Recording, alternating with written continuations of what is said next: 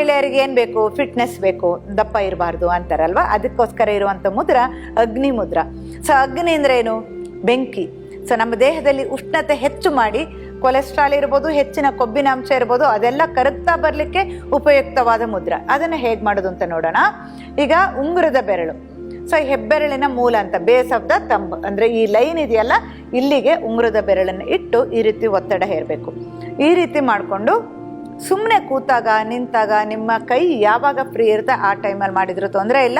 ದಿನಕ್ಕೆ 20 ನಿಮಿಷ 30 ನಿಮಿಷ ಈ ಮುದ್ರನ್ನ ಪ್ರಾಕ್ಟೀಸ್ ಮಾಡೋದ್ರಿಂದ 1 ತಿಂಗಳಲ್ಲಿ 2 ರಿಂದ 3 kg ವೆಯ್ಟ್ ಕೂಡ ಕಡಿಮೆ ಆಗುತ್ತೆ. ಸೊ ಇದನ್ನು ದಿನ ಪ್ರಾಕ್ಟೀಸ್ ಮಾಡ್ತಾ ಹೋಗಬೇಕು.